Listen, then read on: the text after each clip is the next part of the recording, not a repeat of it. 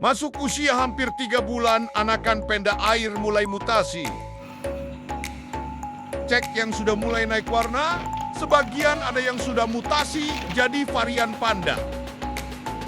Lumayan, ada sekitar 45 ekor dengan yang belum mutasi di dalam kolam. Size juga merata semua, di sekitar 5-6 cm.